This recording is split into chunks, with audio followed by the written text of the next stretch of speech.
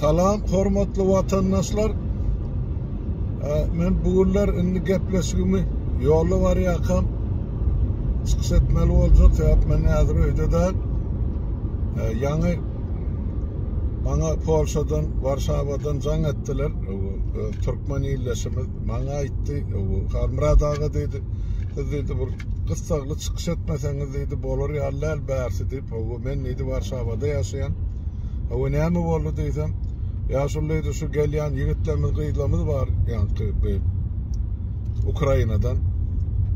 Şuları diye odal Polşa'da yaşap ve işlap gören yani vatandaşlarımız karşılap aydiyalar diye yine $1,000 verseniz biz size şu taydan vaatlayın oturma alıp verelim, sonra size iş tapıp verelim diye. Şuraya teklif veren vazarlı önüne çıkıp aynen çıkıyorlar diye de gelen studentlerin kaptalını.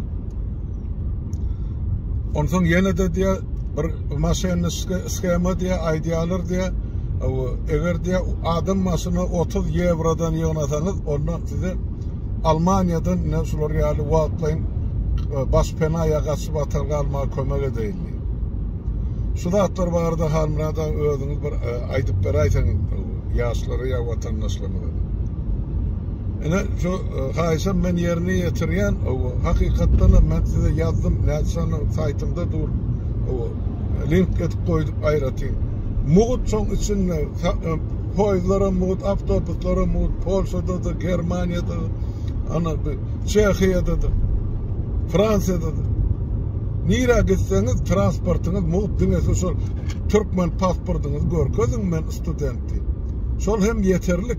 Hem siz Ukrayna'dan içine salınan mı olsanız? Demeksiz, şu Ukrayna kanunu boyunca Ukrayna grazdarları yurttan çıkmak kadağın erkek göbeklisi. Siz erkek göbek olup yurdun dışına çıkan mı olsanız Ukrayna? Yani o kap veren student yaşlar. Ya işlap verirler, Türkmen pasportlu. Demeksiz Ukrayna grazdarını der. Ukrayna siz saklap bilmeyen, son için siz arkayın terketten geçip bilmeyen. Kıyılar vardı, gururum yok. Yönü Bolyanzada seyredin. Varşava gelipsiniz. Otur diye vazarlı 6-7 adam olup yiyişip. Yere çörüğümüzden yok, zadımızdan yok.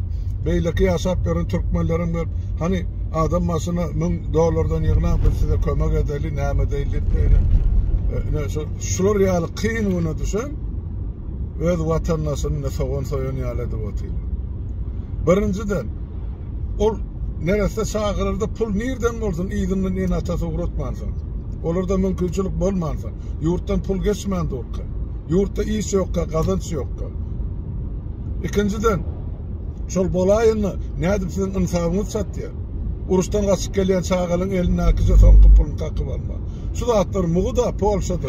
Barp aytsanız volontörlü karşılaya yiyecek işçenizden veriyor, yatar zayınızdan veriyor. Yöne Polşa'ydıptır, biz kem uzak saklap bilemizak, beyleki devletlere geçsin ya göçün diye.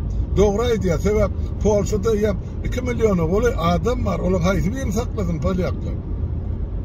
Vatandaşlar, son için Polşa'dan beyleki Avrupa devletlerine çıkmalı, aytma, Germaniya barın otayda okuvam var, işim var. Şimdi Polşa'nın hükümeti basım günlerde migrantlara değişli yani kışı kaçakları ya bozkurları değişli karar kabul edecek de sultanı Türkmenistan'ın rayetlerine de. Barın, görün, zediye oku bilen kaptalını işlemeye de ursat verilecek yani. Ama şu mahal Türkmen studentlerine yani bozkun volkelerleri baş pena berliğe de işlemek boluna. Doğru düşünün. Ol bir. İkinciden hem menden hayiş etti yaşını duydur bizim Türkmen yigitlerimize. Şol anırda Ukrayna'da mı Türkmenistan'da mı pula satın alıp gelinen prabaları var. Masin sürmek var şehadetname. Şol berde tutuluyor bağırlanıyor sonra oğlu deport ediliyor. Etmezler sonra. Bilyalar bağırlap nereden alınını satın alınması derler düğümün tapıyorlar dedi. Siz ne mi varın yerinizde beylik devletleri Allah'p yormalı mı vatandaşlar? Bir utanışı yok mu sizde? Ha? Ne mi gerek beydi özünüzde Allah'p yormalı?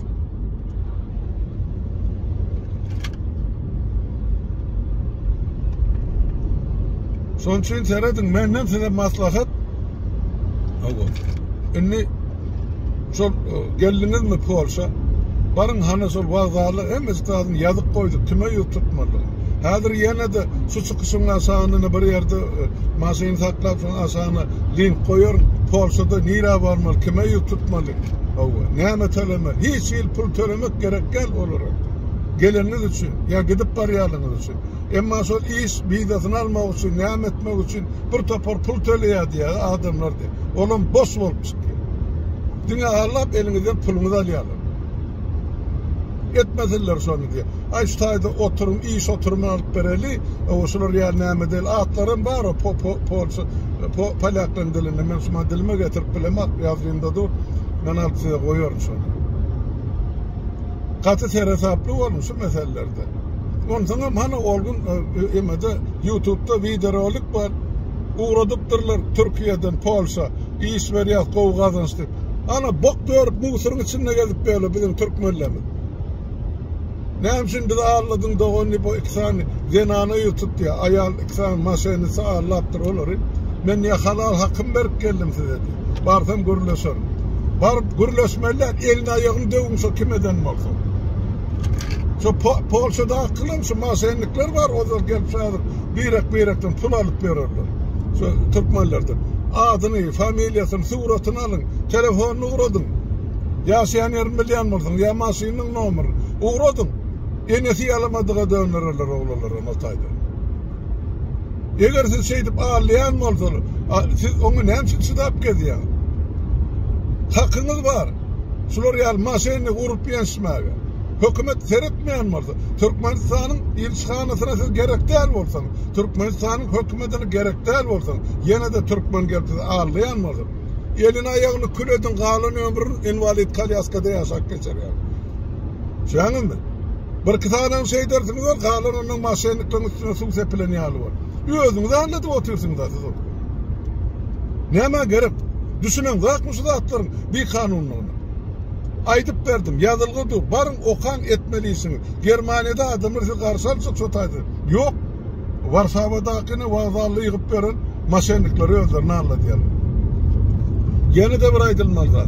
Şu gelen studentlerin arasında, o student bakanası bilen mehemen işlerlerim geliyor yaşıllıydı. Biz onlar biliyoruz kimdiğini, yöne sonra deydi size haberini yetirirsin. Eğer şeyle olayan olsa, onu seyredin. Bağır olsa şu da atları katı seresatlı çemelesin. Yine benden size maslahat. Demek onlara sırrını açıp verme. Yine de bir aydılmazlar, yankı bizim studentlerimiz, yaşlarımız, Rumenya, Buharest'e varıptır diye. Bak adını da dönün. Rumenya bilen yankı Bulgariya, Yevrosayyu'nun 28-29 devletinin içinde iki garibi asaktır. Sizden barıp sotaydı neyme gün görecek o milletin özlerinde ne iş var ne çörük var yeter.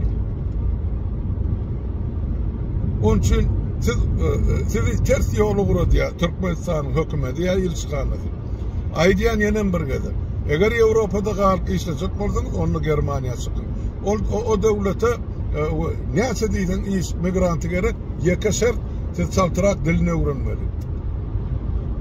İşe durmalı. Hem okumuza okumalı. Size başka ne hemen göre var mı? Hem Türkmenistan'a varanızda size iş var mı ya oku var mı? Son iyiliğinde iş verin çıkıp bilmeyen ona maydayın.